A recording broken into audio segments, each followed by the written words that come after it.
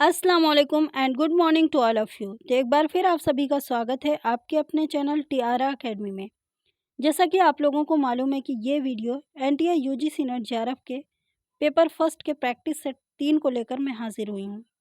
तो बने रहिए इस वीडियो में एंड तक बिना स्किप किए हुए, और आप लोग हमारे इस चैनल को लाइक शेयर एंड सब्सक्राइब ज़रूर करें, जिससे कि आने वाली वीडियो का नोटिफिकेशन आप सभी तक पहुँच सके। तो आइए आज हम लोग देखते हैं अपने पहले सवाल की तरफ। तो आज का हमारा पहला सवाल है, उत्तर औद्योगिक समाज को निम्नलिखित में से कोई एक भी कहा जाता है? तो ए है सूचना समाज, बी है प्रौद्योगिकी समाज, सी है मध्यवर्ती समाज, डी है गैर कृषि समाज। तो इसका जो सही जवाब होगा वो ऑप्शन नंबर 1 होगा, सूचना समाज कहा जाता है। नेक्स्ट सवाल है, इंटरनेट आधारित संचार के आरंभिक प्रयास किसके लिए किए गए थे? ए है व्यावसायिक संचार, बी है सैन्य उद्देश्य, और सी है पारस्परिक अंतरक्रिया, डी है राजनीतिक अभियान। तो इसका जो सही जवाब होगा वो ऑप्शन नंबर 2 होगा, सैन्य उद्देश्य। नेक्स्ट सवाल है, संस्थानों के अंतर्गत आंतरिक संचार किसके द्वारा किया जाता है? ए है लैन, मतलब LAN, बी है वेब, WAN, और सी है EBB, डी है MMS। तो इसका जो सही जवाब होगा वो ऑप्शन नंबर ए होगा, लैन कहते हैं, लैन द्वारा किया जाता है। नेक्स्ट सवाल है, वर्चुअल रियलिटी उपलब्ध कराती है? ए है सुस्पष्ट चित्र, बी है व्यक्तिगत श्रवण, सी है सहभागी अनुभव, डी है नई फिल्म का पूर्व पर्यलोकन। तो इसका जो सही जवाब होगा वो ऑप्शन नंबर सी होगा, सहभागी अनुभव। नेक्स्ट सवाल है, भारत का प्रथम वर्चुअल विश्वविद्यालय कहाँ आरंभ किया गया है? तो इसका जो सही जवाब होगा, ए है आंध्र प्रदेश, बी है महाराष्ट्र, सी है उत्तर प्रदेश, और डी है तमिलनाडु। तो इसका जो सही जवाब होगा वो ऑप्शन नंबर डी होगा, तमिलनाडु। नेक्स्ट सवाल है, निम्नलिखित पुस्तकों को अपने प्रकाशन के कालानुक्रम में व्यवस्थित कीजिए, नीचे दिए गए कूट का उपयोग कीजिए। तो पहला है लिमिट्स टू ग्रोथ, दूसरा है साइलेंट स्प्रिंग, तीसरा है आवर कॉमन फ्यूचर, और फोर्थ है रिसोर्सफुल अर्थ। तो इसका जो सही जवाब होगा वो ऑप्शन नंबर सी होगा, मतलब दो, पहले 2 रहेगा, फिर 1, फिर 3, फिर 4। नेक्स्ट सवाल है, निम्नलिखित में से किस महाद्वीप को रेगिस्तान में परिवर्तित होने का सबसे अधिक खतरा है? ए है अफ्रीका, बी है एशिया, सी है दक्षिण अमेरिका, और डी है उत्तर अमेरिका। तो इसका जो सही जवाब होगा वो ऑप्शन नंबर ए होगा, अफ्रीका को। नेक्स्ट सवाल है, महिला पुरुषों की अपेक्षा प्रकृति के अधिक निकट है, ये किस प्रकार का दृष्टिकोण है? तो ए है यथार्थवादी, बी है अनिवार्यतावादी, सी है नारीवादी, और डी है गहन पारिस्थितिकी। तो इसका जो सही जवाब होगा वो ऑप्शन नंबर बी होगा, अनिवार्यतावादी। नेक्स्ट सवाल है, उष्ण कटिबंधीय वनों के समाप्त होने के संबंध में निम्नलिखित में से कौन सा मुद्दा वैश्विक सरोकार का विषय नहीं है? ए है ओजोन की सतह को छीड़ करने में योगदान करने वाले रसायनों को अवशोषित करने की उसकी क्षमता, बी है धरती के ऑक्सीजन और कार्बन में संतुलन कायम रखने में उसकी भूमिका, सी है धरती और वायु के तापमान, नमी, अंगभूत तत्व तथा प्रावर्त प्रावर्तकता प्रावर्तकता को समंजित करने की उनकी क्षमता, डी है धरती के जैव वैद्विक में उनका योगदान। तो इसका जो सही जवाब होगा ऑप्शन नंबर ए, मतलब ओजोन की सतह को छीड़ करने में योगदान करने वाले रसायनों को अवशोषित करने की उनकी क्षमता। नेक्स्ट सवाल है, निम्नलिखित में से कौन सा उपागम मानव पर्यावरण अन्योन्य की समस्या से संबंधित सर्वाधिक व्यापक उपागम है? तो ए है प्राकृतिक संसाधन संरक्षण उपागम, बी है शहरी औद्योगिक समृद्धि उन्मुख उपागम, सी है ग्रामीण कृषि समृद्धि उन्मुख उपागम और डी है वाटरशेड विकास उपागम। तो इसका जो सही जवाब होगा वो ऑप्शन नंबर डी होगा, वाटरशेड विकास उपागम। नेक्स्ट सवाल है,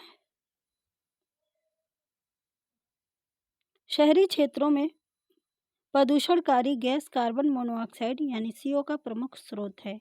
ए है तापीय शक्ति क्षेत्र, बी है परिवहन क्षेत्र, सी है औद्योगिक क्षेत्र और डी है घरेलू क्षेत्र। तो इसका जो सही जवाब होगा वो ऑप्शन नंबर बी होगा, परिवहन क्षेत्र।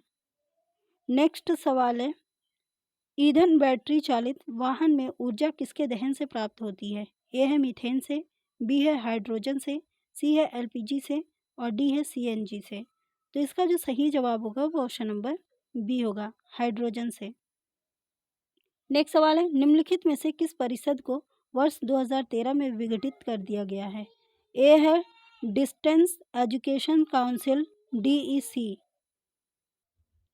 नेक्स्ट है national council for teacher education यानी NCTE, सी है national council of education research and training NCERT, D है national assessment and accreditation council NAAC। तो इसका जो सही जवाब होगा वो ऑप्शन नंबर ए होगा, मतलब डिस्टेंस एजुकेशन काउंसिल यानी DEC। नेक्स्ट सवाल है, national assessment and accreditation council के विषय में निम्नलिखित में से कौन से कथन सही हैं? ए है ये एक स्वायत्तशासी संस्था है, दो है इसे उच्च शिक्षा के संस्थानों के मूल्यांकन एवं प्रत्यायन की जिम्मेदारी का कार्य दिया गया है, तीन है ये दिल्ली में स्थित है और चार है इसके क्षेत्रीय कार्यालय हैं। तो नीचे दिए गए कूट से सही उत्तर का चुनाव करना है। तो इसका जो सही जवाब होगा वो ऑप्शन नंबर बी होगा, मतलब कि पहला और दूसरा। नेक्स्ट सवाल है, दो या अधिक राज्यों के बीच के विवाद पर निर्णय लेने की भारत के उच्चतम न्यायालय की शक्ति किस आधारित के अंतर्गत आती है? अधिकारिता के अंतर्गत आती है। ए है परामर्शदायी अधिकारिता, बी है अपीलीय अधिकारिता, सी है मौलिक अधिकारिता और डी है रिट अधिकारिता। तो इसका जो सही जवाब होगा वो ऑप्शन नंबर सी होगा, मौलिक अधिकारिता।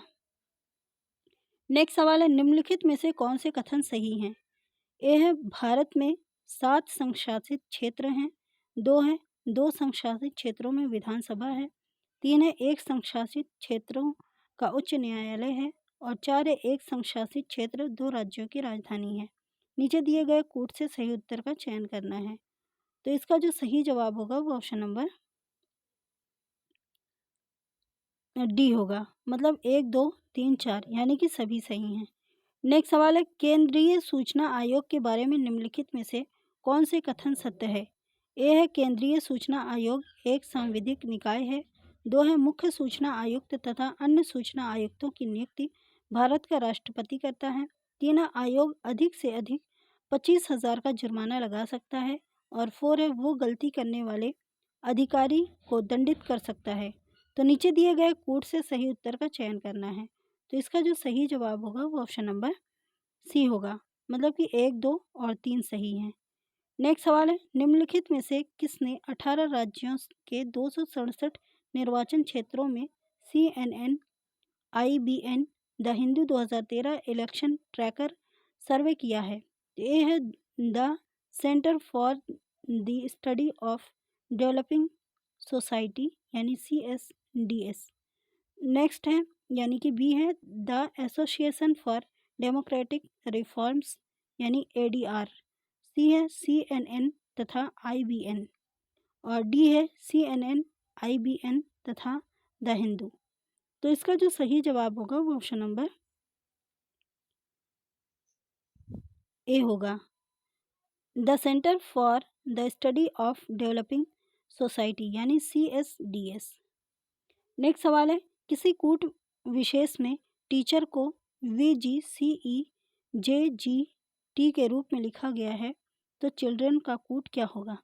तो इस तरह से देखें तो T20 पे आता है और V 22 पे आता है, तो 2 2 प्लस हुआ है, तो इस तरह से चिल्ड्रन में अगर देखा जाए तो सी पे 3 आता है, तो यहाँ पे 5 और एच पे 8 आता है, तो यहाँ पे 10, यानी कि इसका जो सही जवाब होगा वो ऑप्शन नंबर बी होगा। नेक्स्ट सवाल है, किसी व्यक्ति को सेब तथा आम दोनों को खरीदना है। एक सेब की कीमत 7 है, जबकि एक आम की कीमत 5 है। यदि उस व्यक्ति के पास 38 है, तो वो कितने सेब खरीद पाएगा? तो इसका जो सही जवाब होगा वो ऑप्शन नंबर डी होगा, वो 4 सेब खरीद पाएगा।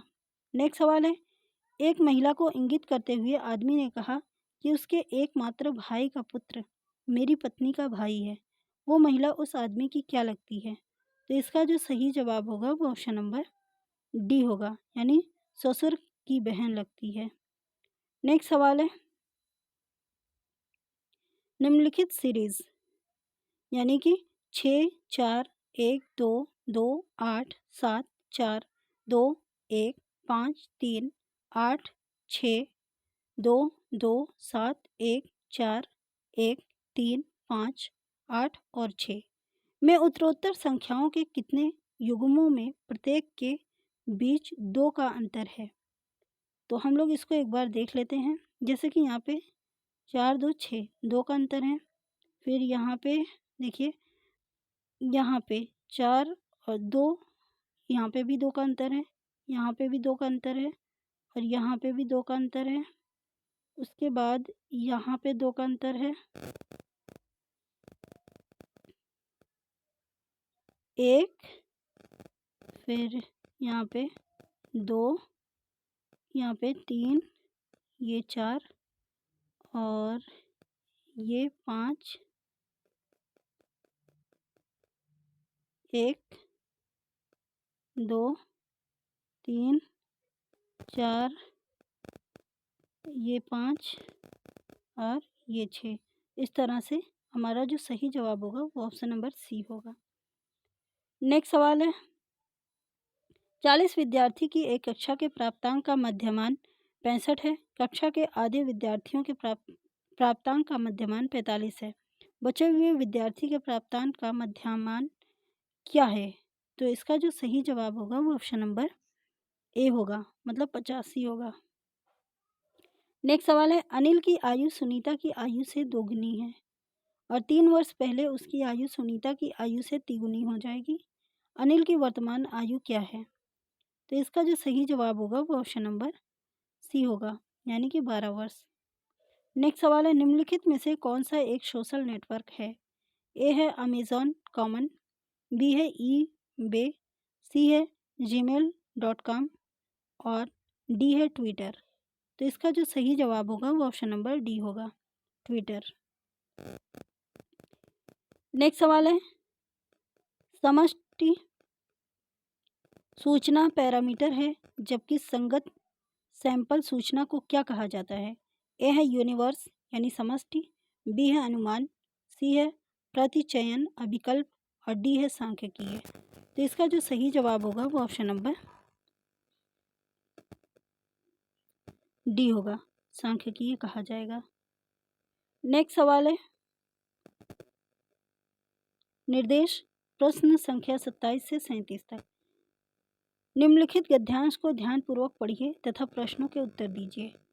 अब हम लोग इसको पढ़ रहे हैं। यूनेस्को की सहायता से सन 1959 में अंतर्राष्ट्रीय सांस्कृतिक संपदा परिरक्षण एवं जीर्णोद्धार अभ्यास केंद्र ICCROM की स्थापना के बाद पूरी दुनिया में विरासत संरक्षण में परिष्कार हुआ।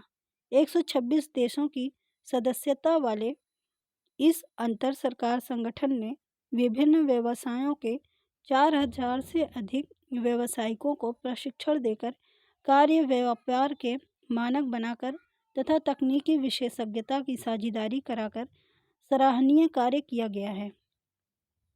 इस स्वर्ण जयंती वर्ष में इस संगठन की वैश्विक संरक्षण में प्रमुख भूमिका को स्वीकार करते समय हमें भारतीय संरक्षण आंदोलन में अंतर्राष्ट्रीय कार्य का मूल्यांकन करना समीचीन होगा। अविच्छिन्न निवेश, दृढ़ मनोयोग तथा समर्पित शोध तथा प्रचार प्रसार कुछ सकारात्मक सबक है जो याद रखे जाने योग्य है। कुछ देशों जैसे इटली में किए गए कार्यों से यह प्रदर्शित होता है कि प्रचुर आर्थिक प्रावधान द्वारा विरासत को प्राथमिकता प्रदान करना लाभकारी होता है। दूसरी ओर भारत, जो सांस्कृतिक संपदा में कम संपन्न नहीं है, को इस दिशा में एक लंबी दूरी तय करनी है। सर्वेक्षण से ये पता चलता है कि यहाँ 6600 संरक्षित स्मारकों के अतिरिक्त 60,000 उतने ही मूल्यवान ढांचे हैं जिन पर ध्यान देने की आवश्यकता है। भारतीय पुरातत्व सर्वेक्षण की सेवा में नियुक्त व्यक्तियों के एक छोटे से समूह के अलावा अलावा केवल लगभग 150 प्रशिक्षित व्यावसायिक व्यक्ति उपलब्ध हैं। इस गंभीर अपर्याप्तता पर काबू पाने के लिए समर्पित प्रयोगशालाओं और प्रशिक्षित संस्थाओं की स्थापना पर बल दिया जा रहा है, जैसा कि यूरोप में किया गया है। संरक्षण को शोध तथा इंजीनियरिंग संस्थाओं की मुख्य धारा में शामिल करने से अधिक परिणाम मिलेंगे।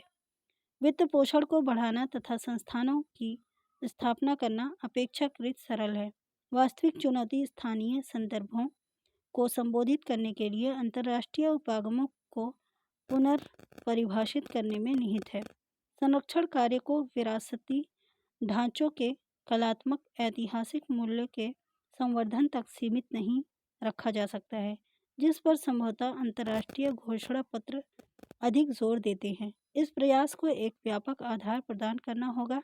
इसे विरासती ढांचे के स्थान पर रहने वाले लोगों के जीवन की गुणवत्ता को संवर्धित करने का साधन बनाना होगा। संरक्षण परक प्रयासों को विरासती ढांचे के आसपास रहने वाले लोगों के रहन सहन के स्तर की देखभाल करने वाली ठोस योजनाओं के पास जोड़ना होगा। पाश्चात्य देशों के असादृश्य भारत में अभी भी अनेक पारंपरिक भवन निर्माण कारीगरों के कौशल जीवित हैं तथा संरक्षण परक कार्य इन्हें आलंबन प्रदान करते हैं। भारतीय राष्ट्रीय कला एवं सांस्कृतिक धरोहर न्याय की पाश्चात्य देशों के असादृश्य भारत में अभी भी अनेक पारंपरिक भवन निर्माण कारीगरी के कौशल जीवित हैं तथा संरक्षण परक कार्य इन्हें आलंबन प्रदान करते हैं। भारतीय राष्ट्रीय कला एवं संस्कृत धरोहर न्याय की संरक्षण में संबंधित घोषणा में इसे स्वीकार किया गया है, परंतु इसे सरकारी समर्थन मिलना अभी बाकी है। हरित भवन आंदोलन के साथ जोड़कर विरासत संरक्षण को अधिक सशक्त बनाया जा सकता है। विरासती ढांचे अनिवार्यतः पर्यावरण हितैषी होते हैं तथा भविष्य में संरक्षण धारणीय भवन निर्माण अभियान को अत्यावश्यक हिस्सा बन सकता है। तो इसका जो सही अब हम क्वेश्चन की तरफ आते हैं कि विरासत संरक्षण के प्रति दृष्टिकोण में बदलाव कब आया है। तो इसका जो सही जवाब होगा वो ऑप्शन नंबर ए होगा, मतलब अंतर्राष्ट्रीय सांस्कृतिक संपदा परिरक्षण और जीर्णोद्धार केंद्र की स्थापना के बाद। नेक्स्ट सवाल है, इस अंतर सरकारी संगठन की सराहना किस लिए की गई है? ए सदस्यों की संख्या 126 तक बढ़ाने के लिए। बी है, इस अंतर सरकारी संगठन की सराहना किस लिए की गई है? तो ए सदस्यों की संख्या 126 तक बढ़ाने के लिए। बी है, व्यवसायिकों को प्रशिक्षण प्रदान करने तथा तकनीकी विशेषज्ञता में साझेदारी कराने के लिए। और सी है, संरक्षण में अविच्छिन्न निवेश करने के लिए। और डी है, पुनरुत्थान तथा जीर्णोद्धार में इसकी समर्थनकारी भूमिका के लिए। तो इसका जो सही जवाब होगा वो ऑप्शन नंबर बी होगा, व्यवसायिकों को प्रशिक्षित प्रदान करने तथा तकनीकी विशेषज्ञता में साझेदारी कराने के लिए। नेक्स्ट सवाल है, भारतीय संरक्षण आंदोलन तब सफल होगा जब भारत सरकार के वित्तीय सहायता मिलेगी। बी है, संरक्षण आंदोलन में गैर सरकारी संगठनों की भूमिका और सहभागिता होगी। सी है, अविच्छिन्न निवेश, दृढ़ मनोयोग तथा संरक्षण के लिए जागरूकता को प्रचार प्रसार होगा। और डी है, भारतीय पुरातत्व सर्वेक्षण कई समर्थन सहायता प्राप्त होगी। तो इसका जो सही जवाब होगा वो ऑप्शन नंबर सी होगा, मतलब अविच्छिन्न निवेश, दृढ़ मनोयोग तथा संरक्षण के लिए जागरूकता का प्रचार प्रसार होगा। नेक्स्ट सवाल है, भारत के ऐतिहासिक स्मारकों के सर्वेक्षण के अनुसार यहाँ बहुत कम संरक्षित स्मारक हैं। स्मारकों की कुल संख्या में संरक्षित स्मारकों की संख्या का प्रतिशत कितना आता है? तो इसका जो सही जवाब होगा वो ऑप्शन नंबर बी होगा, मतलब 11% आता है। नेक्स्ट सवाल है, अपनी सांस्कृतिक विरासत के संरक्षण के लिए भारत को यूरोप से क्या सीखना चाहिए? ए है, सांस्कृतिक विरासत के संरक्षण के लिए पर्याप्त बजट का प्रावधान होना चाहिए। 2 है, समर्पित प्रयोगशालाओं और प्रशिक्षण संस्थानों की स्थापना। और 3 है, पर्याप्त धनराशि उपलब्ध कराने के लिए सरकार को बाध्य करना। और 4 है, शोध तथा इंजीनियरिंग संस्थाओं की मुख्य धारा में संरक्षण को शामिल करना। तो इसका जो सही जवाब होगा वो ऑप्शन नंबर बी होगा, मतलब कि 1, 2 और 4। नेक्स्ट सवाल है, इनटेक को देश की सांस्कृतिक विरासत में योगदान के लिए जाना जाता है। तो इनटेक का पूरा नाम क्या है? ए है, international trust for art and culture heritage. B है, international trust for international trust for art and cultural heritage. C है, integrated trust for art and cultural heritage. D है, Indian trust for art and cultural heritage. तो इसका जो सही जवाब होगा वो ऑप्शन नंबर डी होगा, Indian trust for art and cultural heritage. Next सवाल है, व्याख्यान देते समय यदि कक्षा में कोई विघ्न बाधा हो तो शिक्षक को निम्नलिखित में से क्या करना चाहिए? ए है, कुछ देर के लिए चुप हो जाएं और फिर शुरू कर दें। बी है, जो बाधा डाल रहे हों उन्हें दंडित करें। सी है, जो बाधा डाल रहे हों उन्हें सीखने के लिए प्रेरित करें। डी है, कक्षा में जो कुछ हो रहा है उसके बारे में कोई परवाह ना करें। तो इसका जो सही जवाब होगा वो ऑप्शन नंबर सी होगा, जो बाधा डाल रहे हों उन्हें सीखने के लिए प्रेरित करें। नेक्स्ट सवाल है, प्रभावी शिक्षण निम्नलिखित में से क्या है? तो ए है, शिक्षक का संतोष। बी है, शिक्षक की ईमानदारी और प्रतिबद्धता। सी है, शिक्षक का छात्रों को पढ़ना और समझाना। और डी है, व्यावसायिक श्रेष्ठता के प्रति शिक्षक की रुचि। तो इसका जो सही जवाब होगा वो ऑप्शन नंबर 34 का सी होगा, शिक्षक को का छात्र को पढ़ाना और समझाना। नेक्स्ट सवाल है, अधिगम का सबसे उपयुक्त अर्थ है? ए है, कौशल अर्जन। बी है, व्यवहार संशोधन। और सी है, व्यक्तिगत समायोजन। और डी है, ज्ञान को दिमाग में बैठाना। तो इसका जो सही जवाब होगा वो ऑप्शन नंबर बी होगा, व्यवहार संशोधन। नेक्स्ट सवाल है, निम्नलिखित प्रशिक्षण प्रक्रिया ठीक क्रम में व्यवस्थित कीजिए। यह है, वर्तमान ज्ञान को पहले के ज्ञान से जोड़ना। 2 है, मूल्यांकन। 3 है, पुनर्शिक्षण। और 4 है, शिक्षण लक्ष्यों का सूत्रबद्ध करना। और 5 है, शिक्षण सामग्री का प्रस्तुतिकरण। तो इसका जो सही जवाब होगा वो ऑप्शन नंबर डी होगा, मतलब कि 4, 1, 5, 2 और 3। नेक्स्ट सवाल है, CIET निम्नलिखित में से किसका सूचक है? तो centre for integrated education and technology. B है, central institute for engineering technology. C है, central institute for education technology. D है, centre for integrated evaluation technique. तो इसका जो सही जवाब होगा वो ऑप्शन नंबर सी होगा, मतलब central institute for education technology. Next सवाल है, उच्च शिक्षा के स्तर पर शिक्षा की भूमिका क्या है? ए है, विद्यार्थी को सूचना प्रदान करना। बी है, विद्यार्थियों में स्व अध्याय को प्रोत्साहित करना। सी है, विद्यार्थियों में स्वस्थ प्रतिस्पर्धा को प्रोत्साहन देना। और डी है, अपनी समस्याएं हल करने में विद्यार्थियों की मदद करना। तो इसका जो सही जवाब होगा वो ऑप्शन नंबर बी होगा, विद्यार्थियों में स्वाध्याय को प्रोत्साहित करना। नेक्स्ट सवाल है,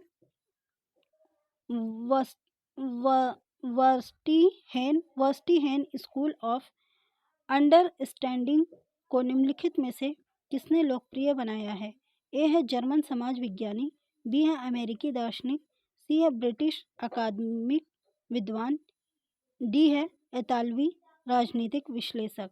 तो इसका जो सही जवाब होगा वो ऑप्शन नंबर ए होगा, जर्मन समाज विज्ञानी। नेक्स्ट सवाल है, वैज्ञानिक शोध में क्रमिक संक्रियाएं कौन सी हैं?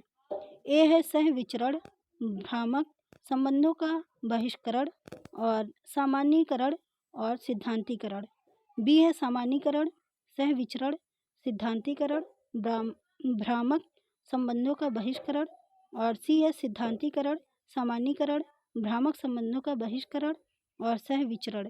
डी है भ्रामक संबंधों का बहिष्करण, सिद्धांतीकरण, सामान्यीकरण, सह विचरण। तो इसका जो सही जवाब होगा वो ऑप्शन नंबर ए होगा। मतलब सह विचरण, भ्रामक संबंधों का बहिष्करण और सामान्यीकरण, सिद्धांतीकरण।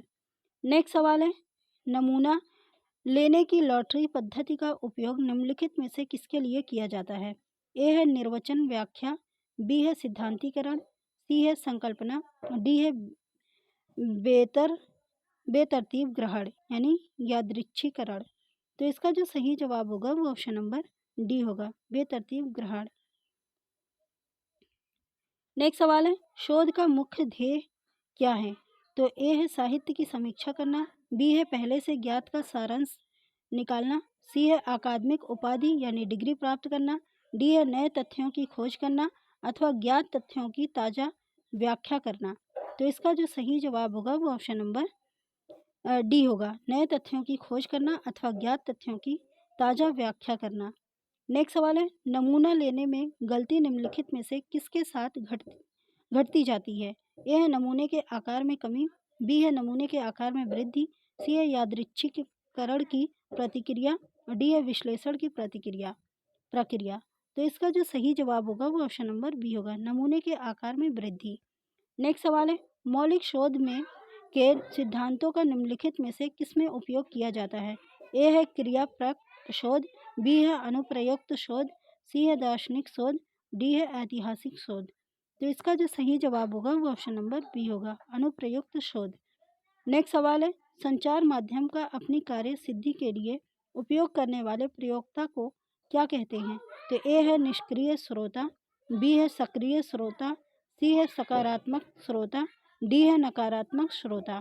तो इसका जो सही जवाब होगा वो ऑप्शन नंबर बी होगा, सक्रिय श्रोता।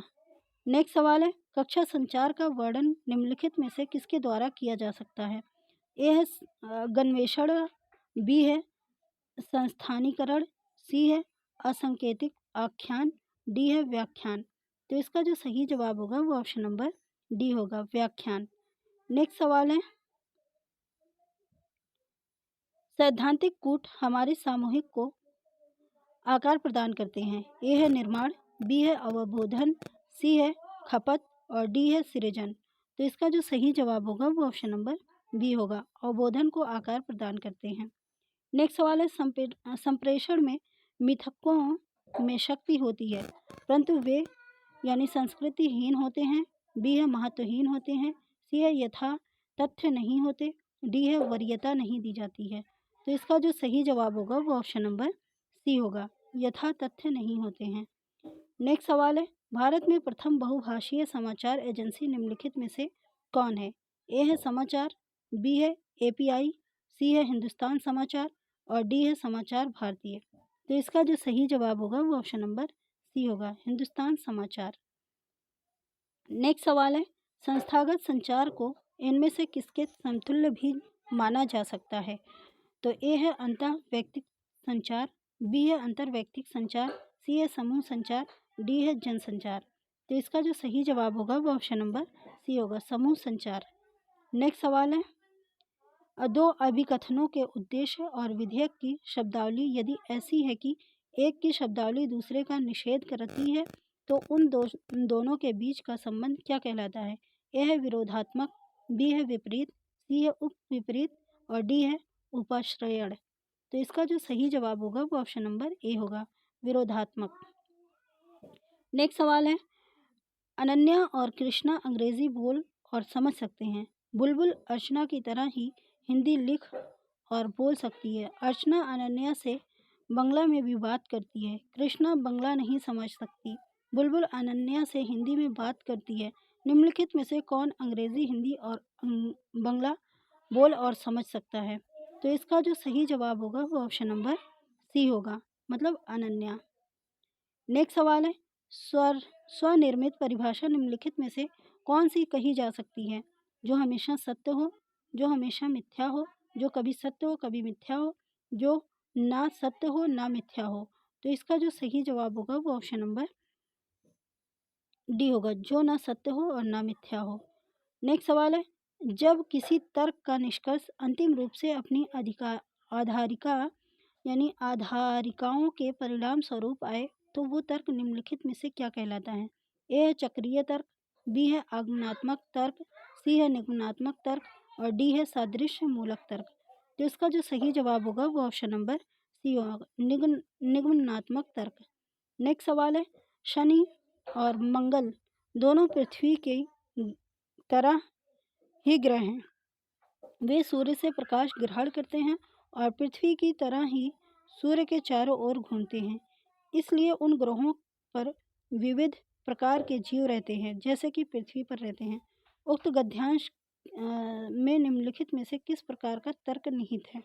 ए है निगमनात्मक तर्क है, दो है फलित ज्योतिष संबंधी, सी है सादृश्य मूलक और डी है गणितीय। तो इसका जो सही जवाब होगा वो ऑप्शन नंबर इसका सही जवाब होगा ऑप्शन नंबर सी, मतलब सादृश्य मूलक है। नेक्स्ट सवाल है, नीचे दो आधारिकाएं दी गई हैं। उन दो आधारिकाओं से 4 कूटों में 4 निष्कर्ष निकाले गए हैं। इन कूटों के अंतर्गत जिस कूट में निष्कर्ष प्रामाणिक रूप से बताया गया है उसका चयन कीजिए। तो ये आधारिकाएं, ए है सभी संत धार्मिक होते हैं प्रमुख, कुछ ईमानदार होते हैं गौड़। तो कूट है, तो इसका जो सही जवाब होगा वो सभी संत ईमानदार होते हैं, कुछ संत ईमानदार होते हैं, कुछ ईमानदार लोग धार्मिक होते हैं, सभी धार्मिक लोग ईमानदार होते हैं। तो इसका जो सही जवाब होगा वो ऑप्शन नंबर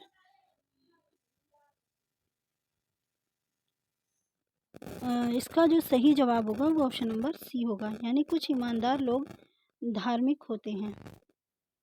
नेक्स्ट सवाल है, निर्देश प्रश्न संख्या 57 से 60 नीचे दी गई सारणी में दुनिया के विभिन्न क्षेत्रों से विभिन्न वर्षों में भारत में विदेशी पर्यटक आगमन FTA का विवरण दिया गया है। इस सारणी का ध्यानपूर्वक अध्ययन कीजिए तथा प्रश्नों के उत्तर इस सारणी के आधार पर दीजिए। तो क्षेत्रीय यानी विदेशी पर्यटक आगमन संख्या यानी पश्चिमी यूरोप 2007 में 16,86,063 थे और 2008 में 17,99,525 थे और 2009 में 16,10,086 थे और उत्तरी अमेरिका में थे 10,07,267 थे और 2008 में 10,27,297 थे और 2009 में 10,24,469 थे और दक्षिण एशिया में थे 9,82,428 थे और 10,51,846 थे, 9,82,633 थे। दक्षिण पूर्वी एशिया में थे 3,03,475 थे। उसके बाद 3,32,925 थे, 3,48,495 थे। पूर्व एशिया में थे 3,52,037 थे, फिर 3,55,230 थे। नेक्स्ट है 3,18,292 थे और पश्चिम एशिया में थे 1,71,661 थे। नेक्स्ट है 2,15,542 थे। नेक्स्ट है 2,01,110 थे और भारत में कुल विदेशी पर्यटक आगमन थे 50,81,504 और 2008 में थे 52,82,603 और नेक्स्ट है 51,08,577। तो अब हम लोग क्वेश्चन देखते हैं। भारत में सन 2009 में कुल विदेशी पर्यटक आगमन के लगभग 20% पर्यटक किस क्षेत्र से आए हैं? तो इसका जो सही जवाब होगा वो ऑप्शन नंबर बी होगा, उत्तर अमेरिका से आए हैं। नेक्स्ट सवाल है, निम्नलिखित में से किस क्षेत्र से 2009 में भारत में विदेशी पर्यटक आगमन की अधिकतम ऋणात्मक वृद्धि दर्ज की गई है। ए है पश्चिमी यूरोप, बी है दक्षिणी पूर्व एशिया, सी है पूर्व एशिया, डी है पश्चिमी एशिया। तो इसका जो सही जवाब होगा वो ऑप्शन नंबर ए होगा, पश्चिमी यूरोप। नेक्स्ट सवाल है, वर्ष 2008 और 2009 में किस क्षेत्र भारत में विदेशी पर्यटक आगमन की संख्या में ऋणात्मक वृद्धि दर्ज की गई है? ए है पश्चिमी यूरोप, बी है दक्षिणी पूर्व एशिया, सी है पूर्व एशिया, डी है पश्चिमी एशिया। तो इसका जो सही जवाब होगा वो ऑप्शन नंबर सी होगा, पूर्व एशिया।